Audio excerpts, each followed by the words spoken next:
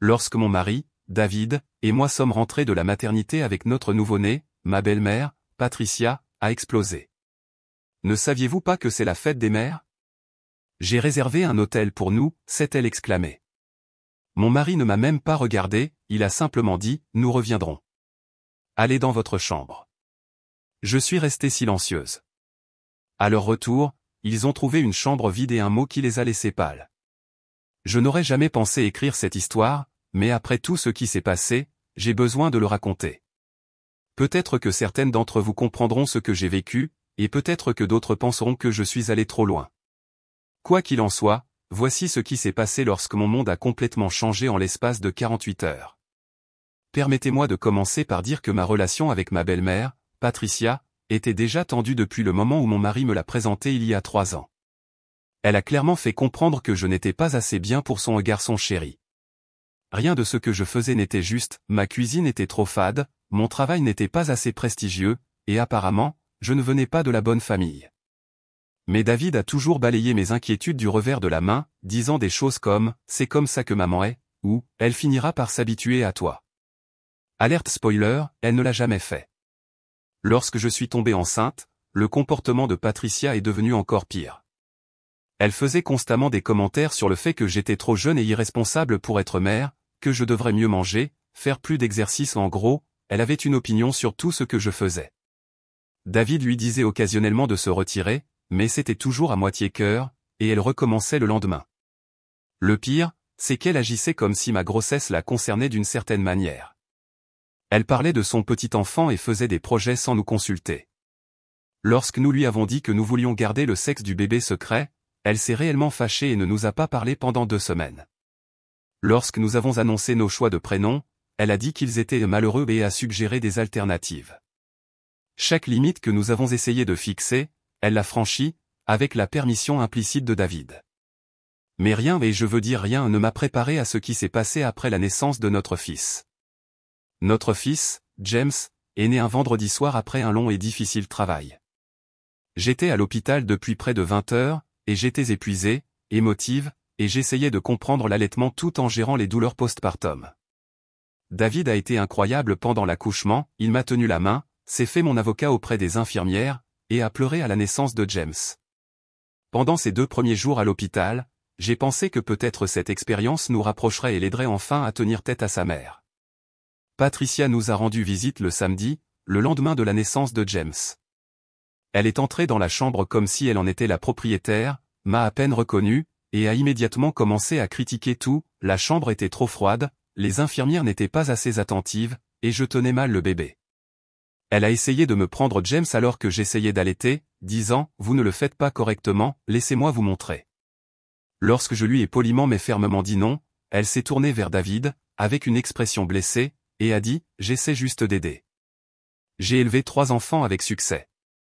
David s'est effectivement excusé auprès d'elle alors que j'étais assise là, les seins à l'air, essayant de nourrir notre nouveau-né. Cela aurait dû être mon premier signe avant-coureur. Nous avons reçu notre congé le dimanche matin, la fête des mères, bien que ce détail ait semblé sans importance à l'époque. J'étais concentré sur le retour à la maison, l'installation avec James, et le début de notre nouvelle vie en famille. Le trajet en voiture a été calme mais paisible, James a dormi tout le long, et je me suis senti prudemment optimiste quant à notre avenir. Nous sommes arrivés dans notre allée vers 11 heures. David portait le siège auto tandis que je montais prudemment les marches du perron, toujours endolori après l'accouchement. J'avais hâte d'être dans mon propre lit, de prendre une douche chaude, et peut-être de commander des plats à emporter pour le déjeuner ou des plaisirs simples qui semblaient un luxe après 2 jours à l'hôpital. C'est alors que la voiture de Patricia est arrivée derrière nous. Elle est descendue, maquillée, en robe d'été et en talons, certainement pas la tenue de quelqu'un qui prévoit d'aider avec un nouveau-né. Elle portait également un sac de voyage, ce qui a immédiatement soulevé des drapeaux rouges dans mon esprit. Parfait timing, a-t-elle lancé joyeusement, ignorant complètement mon expression confuse. Inquiète que vous soyez en retard, ai-je demandé, ajustant ma prise sur le sac à couches. C'est alors qu'elle a lâché la bombe. Ne saviez-vous pas que c'est la fête des mères? J'ai réservé un hôtel pour nous, le Grand View Resort.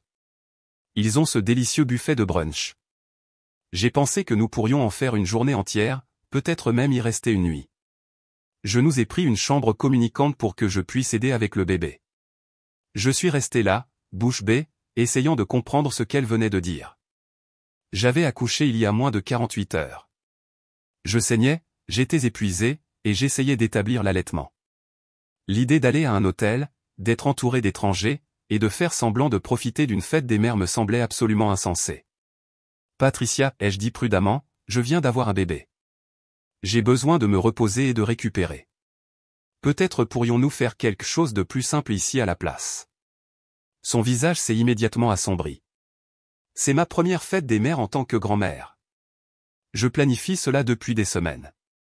Les réservations sont déjà faites, et elles ne sont pas remboursables. J'ai regardé David, m'attendant à ce qu'il intervienne et explique pourquoi c'était complètement déraisonnable. Au lieu de cela, il regardait le sol, le siège auto toujours à la main, ayant l'air de souhaiter pouvoir disparaître. David, ai-je dit, peux-tu s'il te plaît expliquer à ta mère que nous ne pouvons pas faire ça aujourd'hui? C'est alors qu'il a finalement levé les yeux non pas sur moi, mais sur sa mère et j'ai regardé avec horreur mon mari, l'homme qui venait de promettre de m'aimer et de me protéger, ainsi que notre enfant, s'effondrer complètement sous le regard expectant de sa mère. Nous reviendrons, a-t-il dit doucement, sans toujours me regarder dans les yeux. Allez dans votre chambre. Comme si j'étais une enfant punie au lieu de sa femme qui venait d'accoucher de son fils. Patricia a rayonné comme si elle avait gagné à la loterie. Merveilleux. Je vais juste me rafraîchir, et nous pourrons partir. Ne vous inquiétez pas pour faire vos valises pour James, j'ai récupéré des fournitures hier. Et avec ça, elle est entrée dans ma maison comme si elle en était la propriétaire, me laissant debout sur le perron, complètement sous le choc. Je suis restée silencieuse. C'est ce qui me hante le plus à ce moment-là. Je suis restée complètement, totalement silencieuse. En partie à cause du choc. Je ne pouvais vraiment pas croire que mon mari venait de choisir sa mère plutôt que sa femme et son nouveau-né le jour de notre retour de la maternité. En partie à cause de l'épuisement, je n'avais littéralement pas l'énergie de me battre.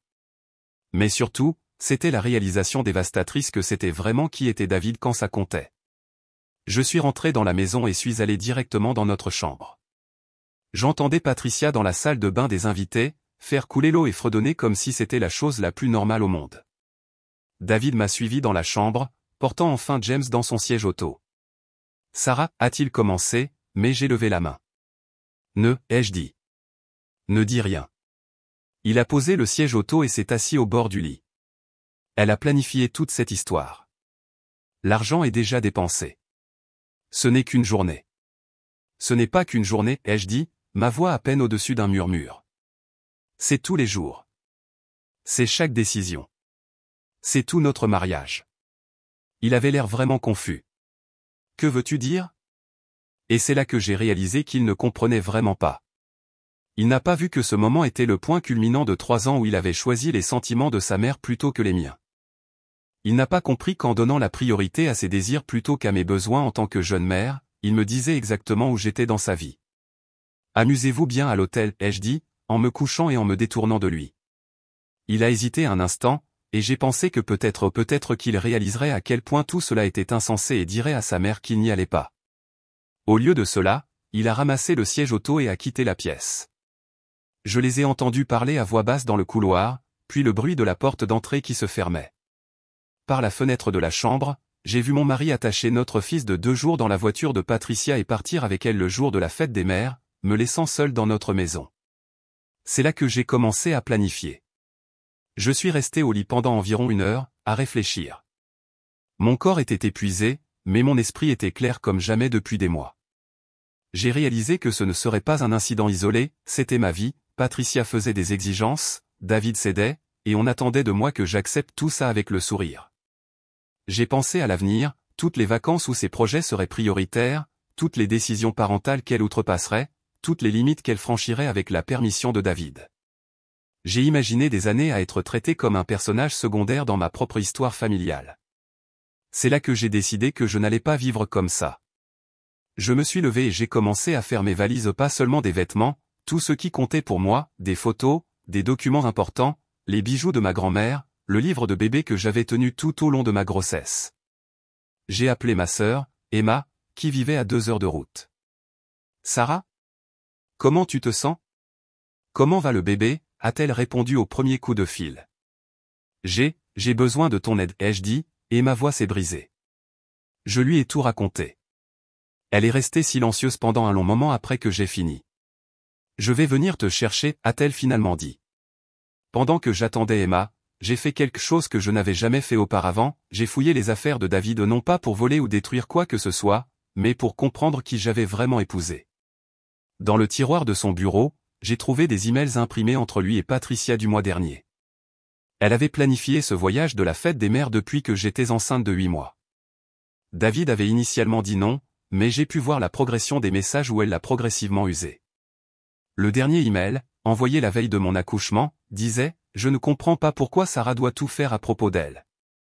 C'est une journée pour célébrer le fait que je deviens grand-mère. Si elle aimait vraiment cette famille, elle voudrait me rendre heureuse. » Sa réponse, « Tu as raison, maman. On va faire en sorte que ça marche. » Lire ça a été comme un coup physique. Pendant que j'étais en travail, il prévoyait de donner la priorité aux sentiments de sa mère plutôt qu'à ma récupération. J'ai également trouvé les informations sur leur compte bancaire conjoint. Patricia y versait de l'argent depuis des mois ou de l'argent qui était assorti de conditions, apparemment. Pas étonnant que David se sente obligé de faire tout ce qu'elle voulait. J'ai passé beaucoup de temps à réfléchir à ce que j'allais écrire.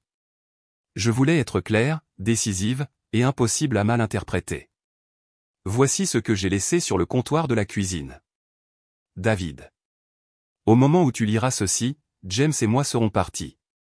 Avant que tu ne paniques, nous sommes sains et saufs.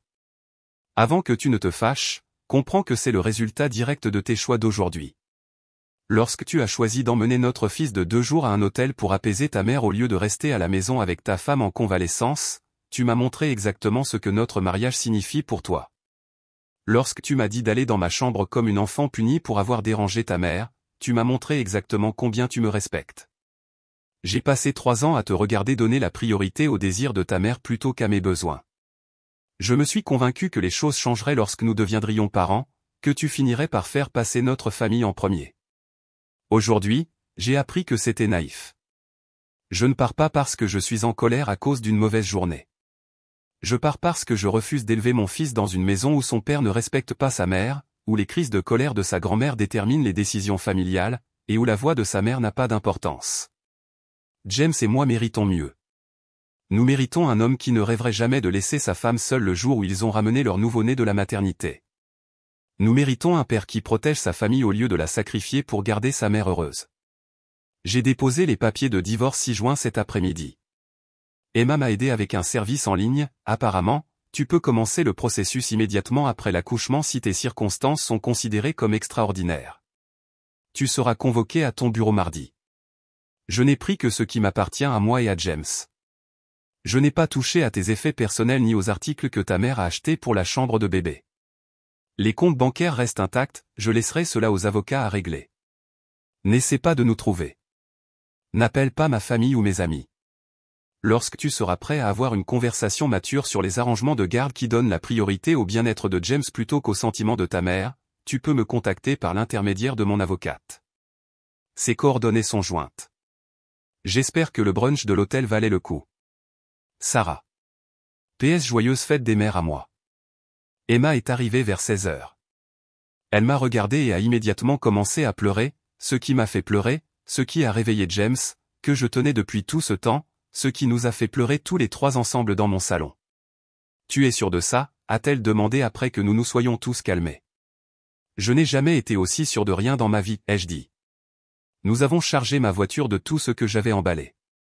Emma a insisté pour conduire afin que je puisse m'asseoir à l'arrière avec James. En sortant de l'allée, j'ai ressenti quelque chose que je n'avais pas ressenti depuis des années, du soulagement. Nous nous sommes arrêtés dans un cabinet d'avocats en sortant de la ville. Emma avait appelé à l'avance et avait trouvé un avocat spécialisé en droit familial et disposé à nous rencontrer un dimanche soir pour une consultation d'urgence. L'avocate, mademoiselle Rodriguez, était elle-même mère et a été horrifiée lorsque je lui ai raconté ce qui s'était passé. Vous avez des motifs d'abandon, a-t-elle dit. Enlever un nouveau-né à sa mère sans son consentement, surtout pour des raisons non essentielles, est légalement problématique. Ajoutez à cela le contrôle financier et la manipulation émotionnelle, et nous avons un dossier solide. Elle m'a aidé à remplir les premiers documents et m'a donné des instructions détaillées pour les prochaines étapes. Elle m'a également mise en contact avec un groupe de soutien pour les nouvelles mères confrontées à des beaux-parents difficiles et à des conjoints non soutenants. La chambre d'amis d'Emma est devenue mon sanctuaire. Elle a pris un congé pour m'aider pendant ces premiers jours, dont j'avais désespérément besoin. L'allaitement était toujours difficile, je gérais la récupération physique postpartum, et j'étais émotionnellement dévasté. Mais pour la première fois depuis des mois, j'ai ressenti la paix. David a essayé d'appeler mon téléphone continuellement, à partir de 20h le dimanche. Je l'ai éteint. Il a appelé le téléphone d'Emma, mes parents, mes amis ou tous ceux auxquels il pouvait penser. Emma avait prévenu tout le monde, et ils ont tous dit la même chose, Sarah et le bébé sont en sécurité, parlez à son avocate lundi. J'ai rallumé mon téléphone juste assez longtemps pour voir 47 appels manqués et 23 messages vocaux. J'ai écouté les premiers. Message 1, Sarah, où es-tu? Ce n'est pas drôle. Rappelle-moi. Message 2, je ne comprends pas pourquoi tu fais ça. Nous avons eu un désaccord, et tu disparais avec mon fils. C'est fou. Message 3, ma mère pleure. Elle pense que c'est entièrement de sa faute. Comment as-tu pu gâcher la fête des mères comme ça? J'ai supprimé le reste sans écouter. L'huissier a trouvé David à son bureau mardi matin. Selon l'ami d'Emma qui travaillait dans le même immeuble, il a été complètement pris au dépourvu. Apparemment, il avait dit à tout le monde que j'avais juste un épisode hormonal et que je serais bientôt de retour à la maison. David s'est présenté chez Emma mardi soir. Emma a ouvert la porte et lui a dit que je n'étais pas prête à parler, mais il l'a poussé et est entré dans le salon où je nourrissais James. « Qu'est-ce qui ne va pas chez toi ?» a-t-il crié.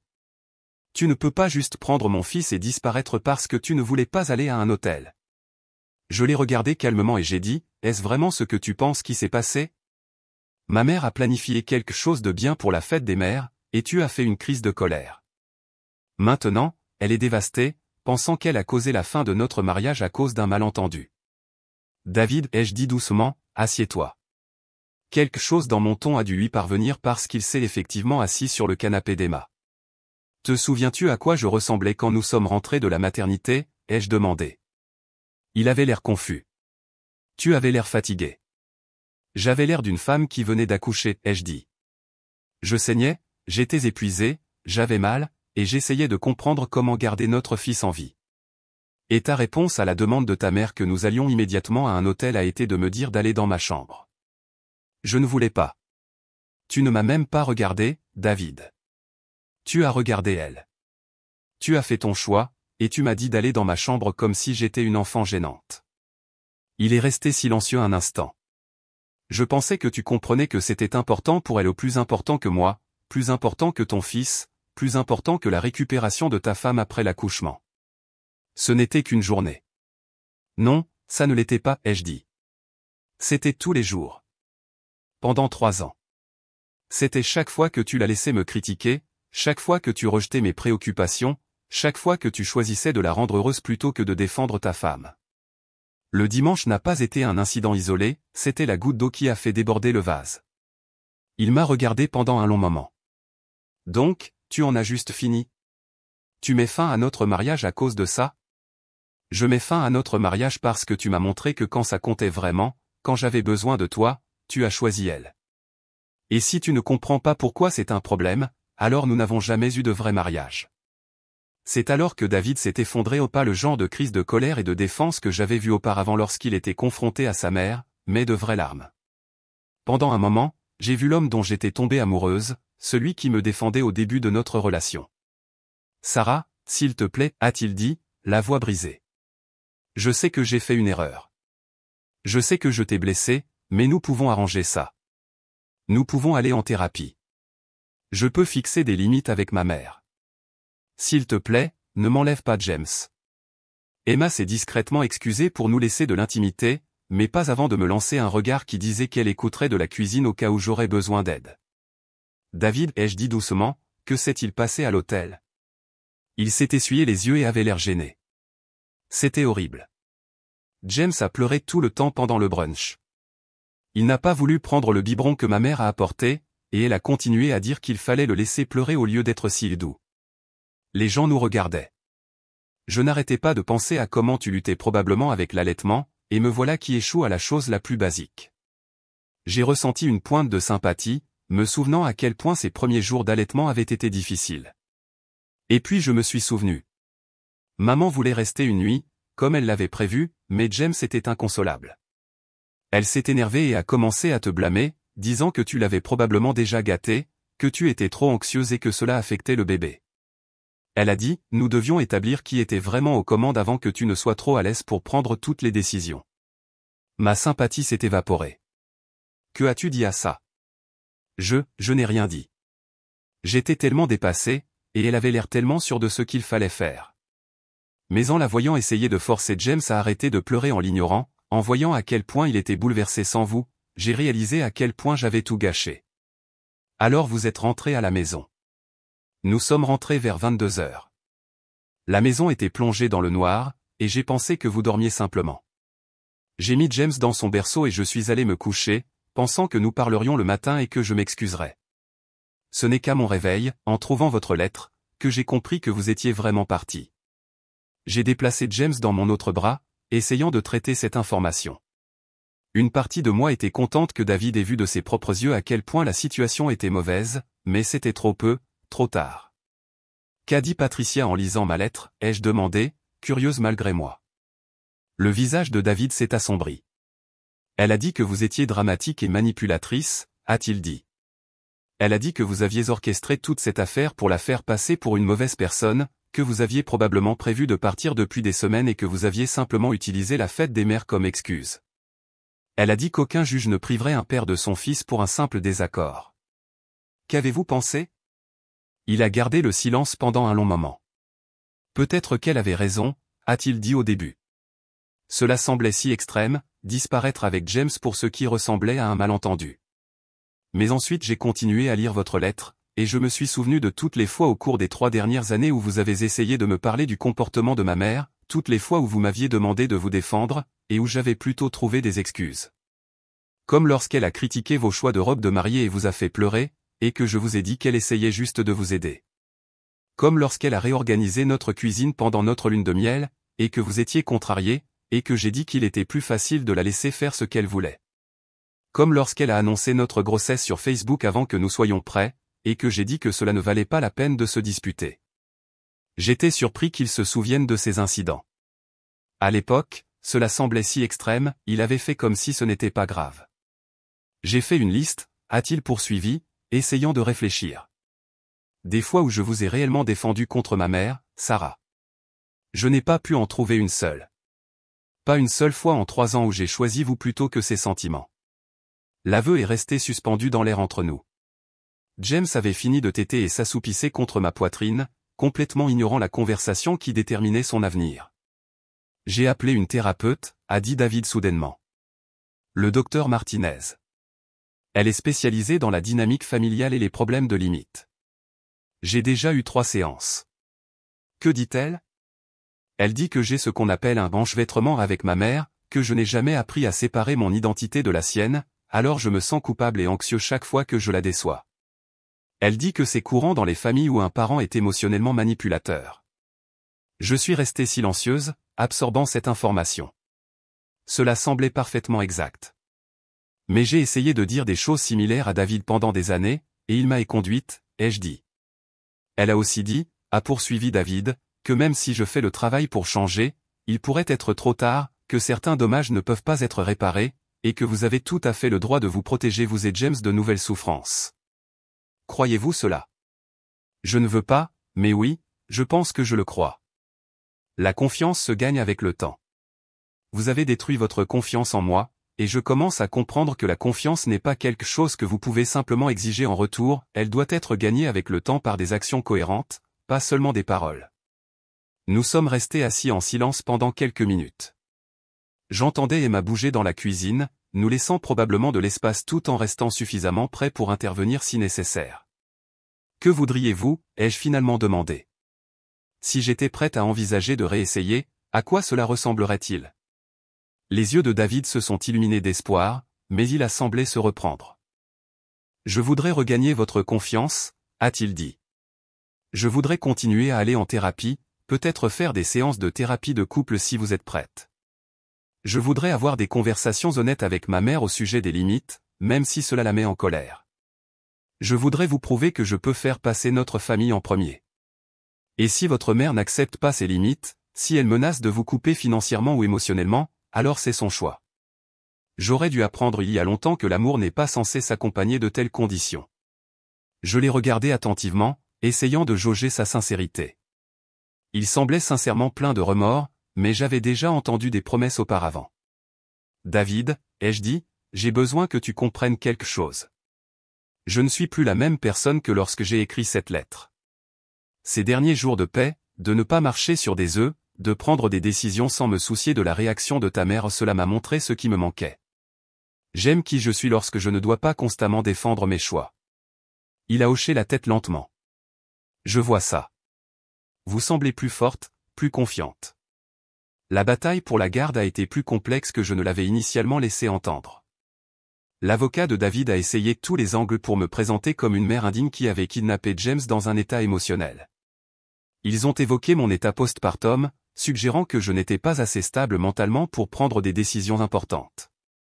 Ils ont même essayé de faire valoir que le fait d'éloigner James du système de soutien familial de son père était préjudiciable à son développement.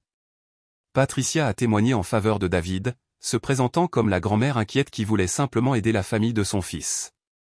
Elle a apporté des albums photos, montrant son implication dans nos vies, soulignant chaque cadeau qu'elle avait acheté, chaque dîner qu'elle avait organisé, chaque fois qu'elle avait proposé de garder les enfants. Elle a brossé le portrait d'une famille élargie aimante déchirée par mon comportement égoïste et vindicatif. Ce à quoi elle ne s'attendait pas, c'était ma documentation. J'avais sauvegardé chaque message texte critique, chaque commentaire dévalorisant, chaque violation de limite. Mon avocat a présenté une chronologie de l'ingérence de Patricia dans notre mariage, avec des captures d'écran et des déclarations de témoins d'amis qui avaient observé son comportement lors de rassemblements sociaux. Le tournant est survenu lorsque la thérapeute familiale nommée par le tribunal, le Dr Kim, a interrogé toutes les parties séparément. Au cours de la séance de Patricia, elle a fait l'erreur d'être trop honnête sur ses intentions. Selon le rapport du Dr Kim, Patricia a exprimé ses convictions selon lesquelles j'étais trop jeune et inexpérimenté pour élever correctement James, qu'elle devait avoir une influence significative sur toutes les décisions importantes concernant son éducation, et que David devait prendre ses responsabilités et prendre le contrôle de son foyer. L'évaluation du docteur Kim a conclu que Patricia présentait des schémas préoccupants de violation de limites et de tentatives de saper l'autorité parentale de la mère. Le rapport a recommandé que toute décision de garde comprenne des dispositions limitant l'accès non surveillé de Patricia à James jusqu'à ce qu'elle ait suivi une thérapie familiale axée sur les limites appropriées des grands-parents. David a été dévasté par ce développement. Lors d'une de nos séances de médiation ordonnées par le tribunal, je l'ai vu réaliser que le comportement de sa mère avait été plus problématique qu'il ne l'avait jamais reconnu. Lorsque le médiateur a lu des extraits du rapport du docteur Kim à haute voix, David s'est en fait mis la tête entre les mains. Je pensais qu'elle était juste enthousiaste, a-t-il dit doucement. Je ne me rendais pas compte à quoi cela ressemblait de l'extérieur. Le processus de découverte financière a révélé des vérités encore plus inconfortables. Patricia avait régulièrement déposé de l'argent sur le compte de David, mais toujours avec des conditions. Les relevés bancaires ont montré des retraits qui correspondaient aux achats qu'elle avait exigés, des meubles pour la chambre d'enfant que je ne voulais pas, des vêtements pour James dans des styles que j'avais spécifiquement dit ne pas aimer, même la compte pour la réservation d'hôtel de la fête des mères. Le plus dommageable a été une série de messages textes entre David et Patricia concernant leur compte joint. Elle avait écrit « Je n'ai pas de problème à aider financièrement, mais je m'attends à avoir mon mot à dire sur l'éducation de James.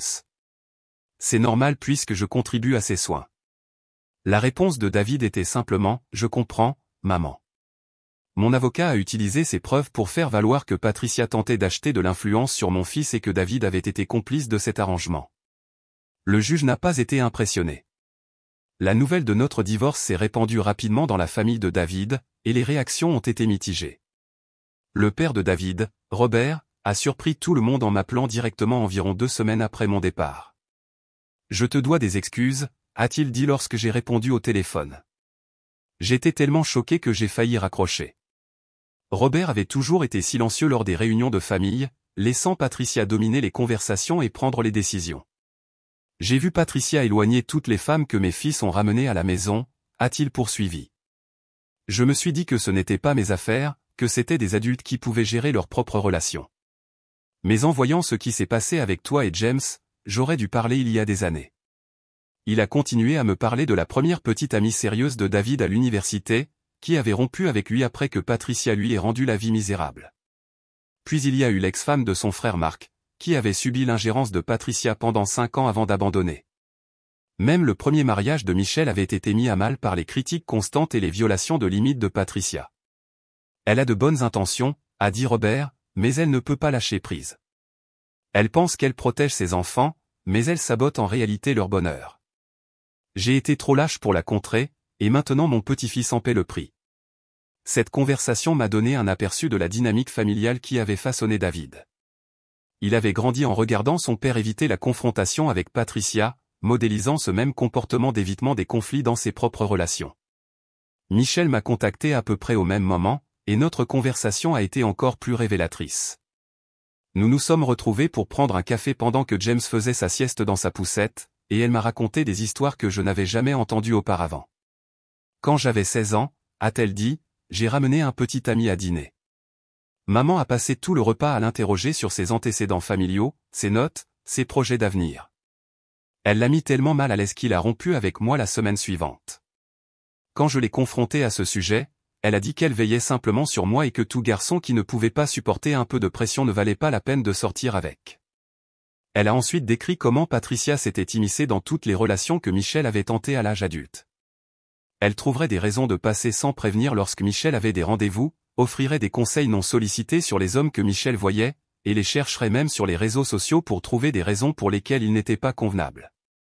J'ai 32 ans, et je n'ai toujours pas présenté maman à mon petit ami actuel, a admis Michel. Nous sommes ensemble depuis 2 ans, mais j'ai peur qu'elle trouve un moyen de le gâcher, comme elle l'a fait avec tous les autres. L'histoire la plus troublante que Michel a partagée concernait le frère de David, Mark. Apparemment, Mark avait essayé d'établir des limites avec Patricia au début de son mariage, mais elle avait réagi en menaçant de le couper financièrement et émotionnellement. Elle lui a dit qu'il choisissait une étrangère plutôt que sa propre mère et qu'il lui brisait le cœur. Mark a cédé, a dit Michel.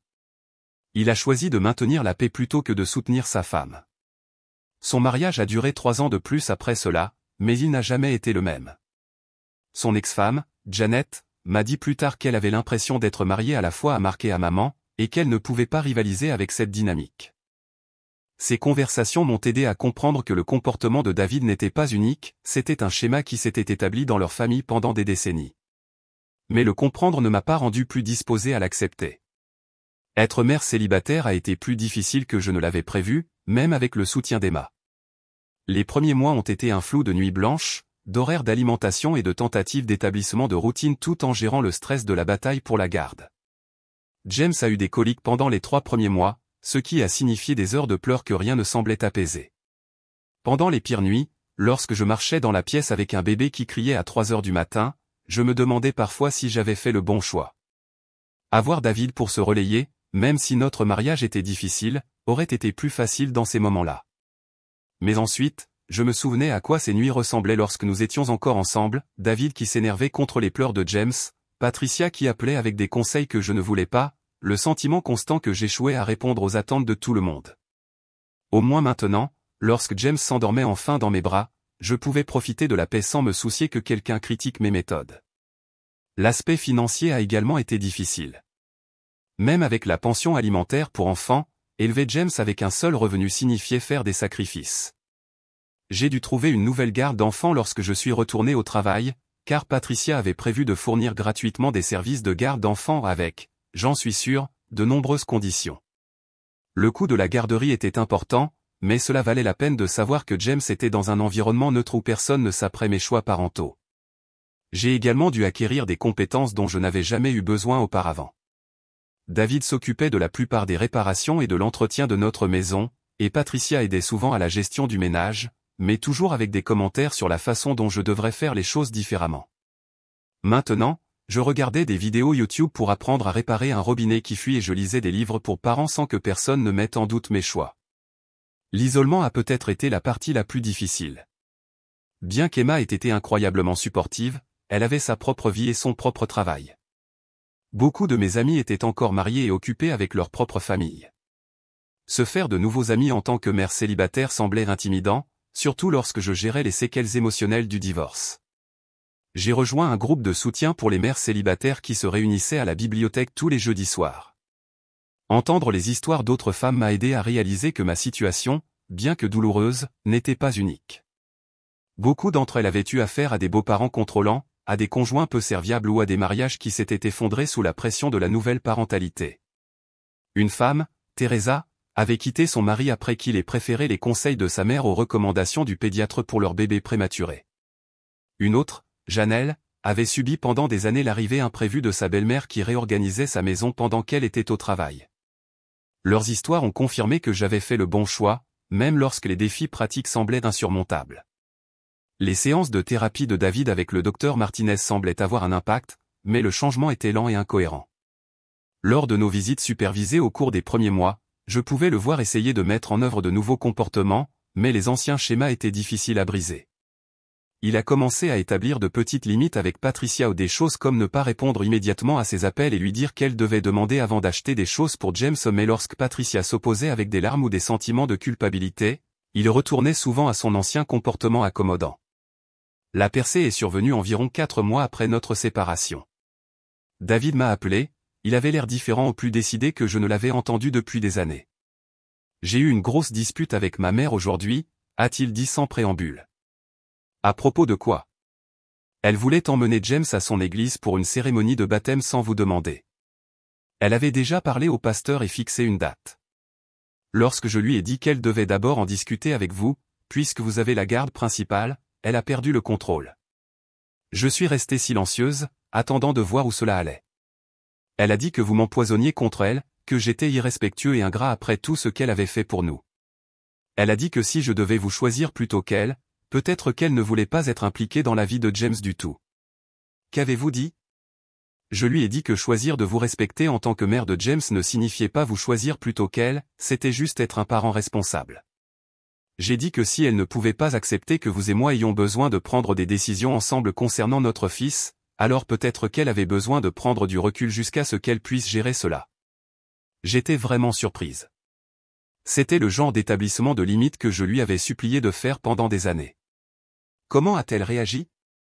Elle a raccroché. C'était il y a 3 jours, et elle n'a pas rappelé. Une partie de moi veut s'excuser et arranger les choses, a-t-il dit, mais le docteur Martinez dit que c'est exactement le schéma que je dois briser. Comment vous sentez-vous à ce sujet? Peur, a-t-il admis. Elle a été la personne la plus importante de ma vie pendant 30 ans.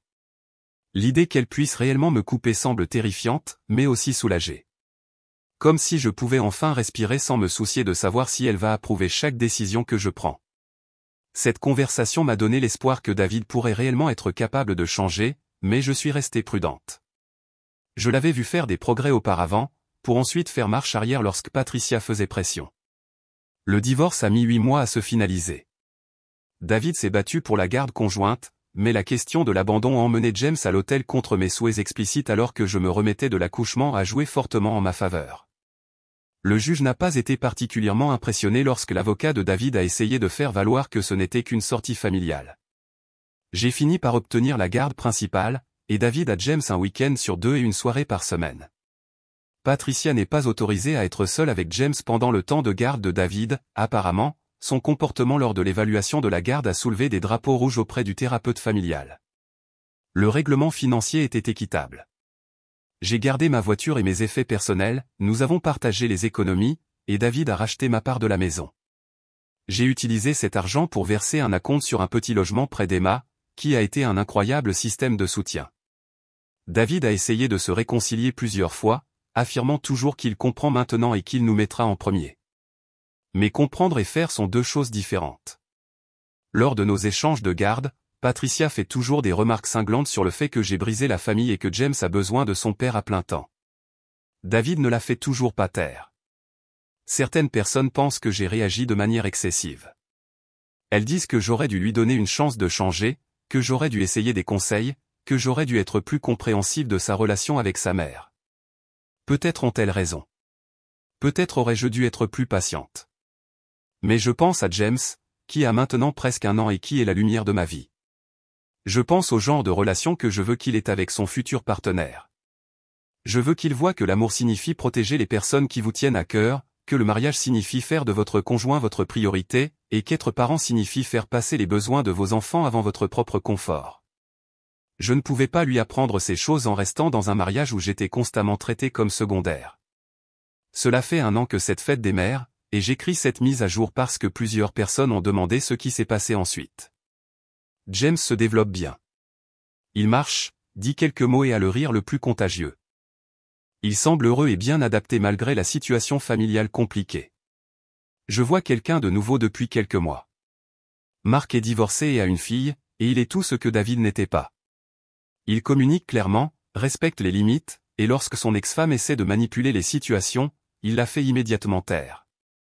La première fois que je l'ai vu dire calmement mais fermement à son ex-femme que l'emploi du temps de leur fille ne serait pas changé pour s'adapter à ses projets de dernière minute, j'ai littéralement eu les larmes aux yeux.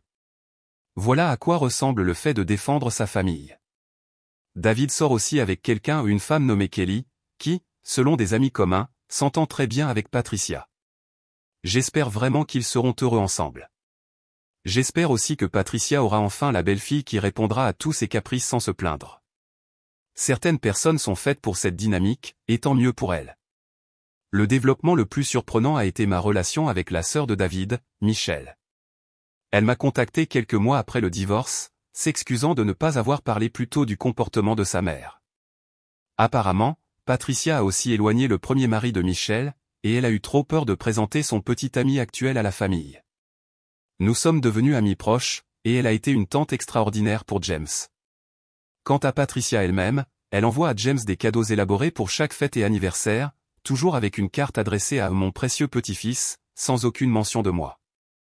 Je donne la plupart des cadeaux à des œuvres de charité et je garde les cartes pour les montrer à James lorsqu'il sera plus âgé, afin qu'il puisse comprendre la dynamique dans laquelle il est né et pourquoi j'ai fait les choix que j'ai faits. Les gens se demandent si je regrette d'être parti, surtout lorsque les choses deviennent difficiles en tant que parent célibataire. La réponse est toujours non. Chaque fois que James s'endort dans mes bras, chaque fois que je prends une décision parentale sans avoir à tenir compte de l'opinion de quelqu'un d'autre, chaque fois que j'ai des amis à la maison sans me soucier des critiques, je me souviens pourquoi je suis parti. J'ai choisi la paix plutôt que le chaos, le respect plutôt que la familiarité, et le bien-être de mon fils plutôt que le confort de tous les autres. Certaines personnes appellent cela de l'égoïsme, j'appelle cela être une bonne mère. Et pour la prochaine fête des mères, je prévois une journée tranquille à la maison avec James ou peut-être un pique-nique dans le jardin si le temps le permet. Pas d'hôtel, pas de drame, personne ne me disant ce pourquoi je devrais être reconnaissante, juste moi et mon fils célébrant le fait que j'ai choisi d'être le genre de mère qui fait passer son enfant en premier. C'est une fête des mères qui vaut la peine d'être célébrée.